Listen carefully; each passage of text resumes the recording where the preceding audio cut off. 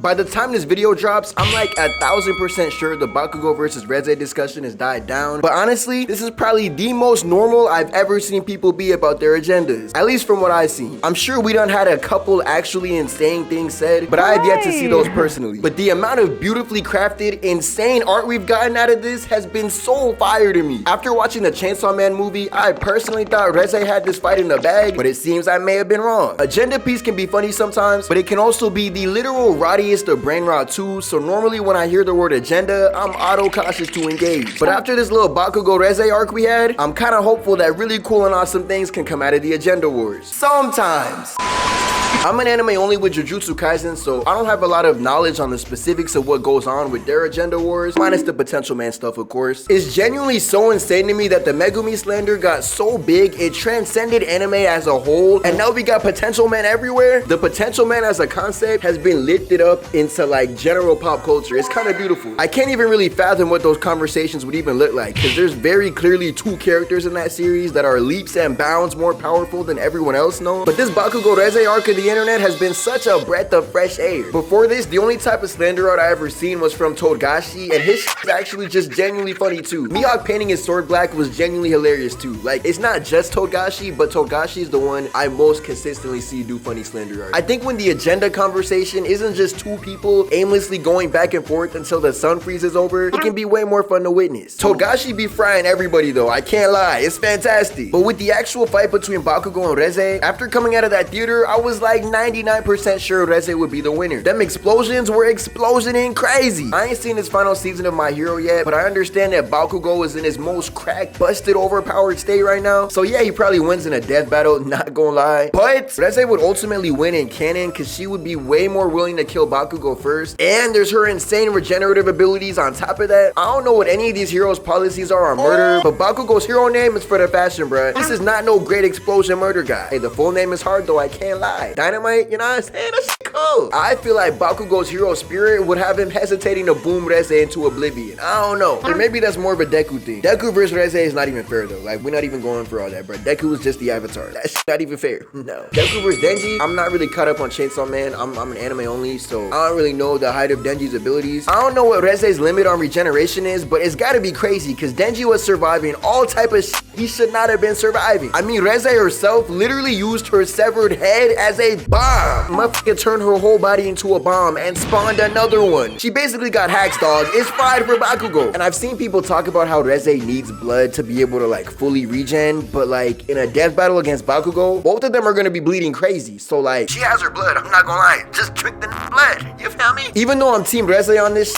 I can't lie. All of the artists have been going crazy, dog. Scully dropped this beautiful slanderous art of Bakugo looking clean as hell while holding Reze's severed head. He hitting that speed, try not to laugh face too. Reze, please get up. Regenerate now, please. Yo, shout out Scully too. I love seeing Scully's art just pop up on a timeline. It's always a blessing. Scully a goat. Moro's an artist that worked on Death Battle before, and they dropped two absolutely beautiful looking slander fights between these two. Bakugo got sent straight to the gates of Paradiso. They also said this wasn't about power scaling, and it was more so just two action figures getting matched together, and the one they f with more is the winner. And look, maybe that's all the agenda wars have ever been, you feel me? The endless power scaling is where you lose me, dog. Just tell me who you like more and why. Character A is not your favorite simply because they're strong. I refuse to believe that. But then also there's the whole maintaining the agenda is the top priority thing, and so we have our power scaling demons and our agenda warriors, bruh, and they just come together and just form a ball of just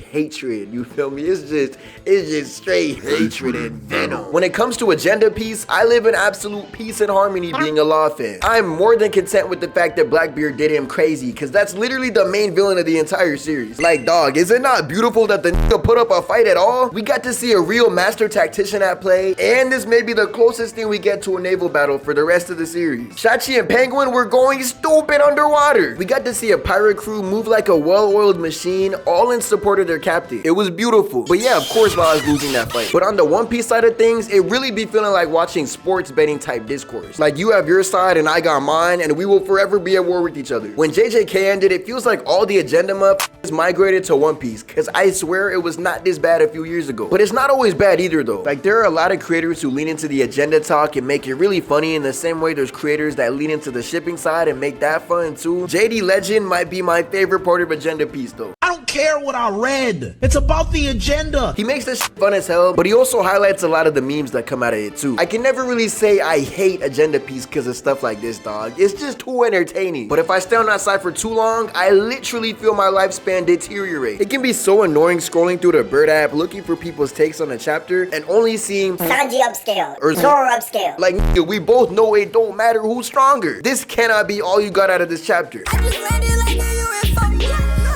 Bro, even Toei joins in on the agenda wars with the Sanji hatred. I didn't get it at first, but it low-key do feel like Toei got a personal vendetta against this nigga Sanji, dog. He be looking crazy in the anime sometimes. Like, not even on just a power scaling tip, but like his general Sanji-isms that he does are cranked up to 11 in the anime. And then like the cool stuff he does is kind of like, not downplayed, but yeah, a little bit downplayed, I'm not gonna lie, it's a little bit downplayed. It makes sense to an extent that like Zoro would get so much Toei love because Zoro's whole role on the crew is literally just be strong. Sanji just happens to be strong. Zoro, he has to be strong. His whole role on the team, on the crew, on the family is like, he's the only person on the crew whose role is specifically dedicated to battle. Usopp is like, I guess you could say sniper is like a battle thing too, but even then, Usopp does a lot more than just snipe. In fact, Usopp ain't really been sniping a lot for the past while. Free Usopp, please. But my point is, Toei making Sanji look crazy is weird when it's non-battle related, but in terms of battle related stuff, I don't mind as much because Sanji as a character has a lot more depth outside of just battle. Although in regards to Agenda Piece, I'm so glad that Book Talk has been discovering One Piece en masse because now we're slowly getting a restoration of balance in the community, bro. That's beautiful to see, bro. We got shippers going crazy, agendas going crazy, books going crazy, analyses going crazy. They're all important. What a beautiful time to be into One Piece. For the most part, the shipping side of everything seems way chiller, and the artists also have a lot of fun, which is really cool to see. I'm not a fan of 99% of the ships between the Straw Hats, but all the Frankie Robin art I see is so wholesome, dog. I can't hate that. The Melon Shanks and Buggy agenda is always fun too. Hey, I guess agendas can exist as ships too, but also it makes sense, don't it? It's also way more interesting than Shanks versus Mihawk at this point. Shanks versus Mihawk as a talking point is literally like when Asura and Akuma fought each other for thousands of years till they literally turned to stone. There simply is no answer, is what I think. When it comes to Young Next favorite ships, the first one that comes to mind is definitely Ace and Yamato, but that one is heartbreaking as hell. Ace was Yamato's only way off Onigashima and his only friend for so long, just for the nigga to get boomed. There was not a single thing he could have did to save him, dog.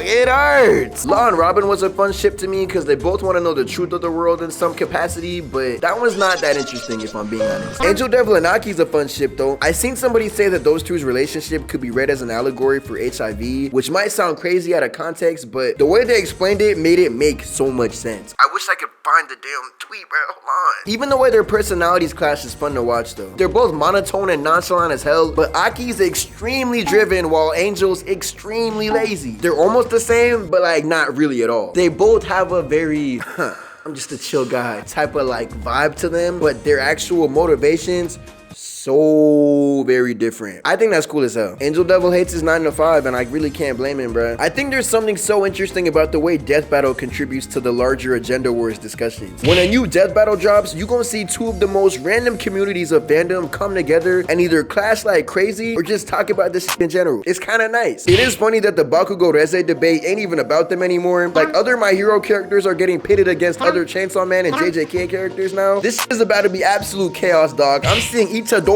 versus Denji talks. I'm seeing Deku versus Denji talks. I don't know what's happening, but it's fun to watch. Dog, remember when motherfuckers was pitting literal Franklin Baby Richards against Wanda and somebody else? The agenda don't even end at anime, dude. We got comic book characters fighting babies too. I used to be really critical of the agenda and agenda wars as a whole concept, but like, I don't know. I'm finding that it's not so bad. It's not all so bad. A lot of beautiful and funny and interesting things can come out of this, especially with this Reze v Bakugo arc. mark. Like, this is probably the first time I'm like 100% happy to see agenda, slander, discourse, all of the above on it. I'm genuinely like, wow, give me more, show me more art. I'm loving it. I'm truly loving it all. If it was no art, no fun art, no funny art, no memes, none of that, and it was just motherfuckers going back and forth, yeah, I ain't gonna lie, boom the whole platform in GTA. But yeah, shout out Agenda Wars when it's normal and healthy, and shout out you. I can't feel my face right now, I'm burning up. I got this feeling that I won't come down, like, got this feeling that I won't come down.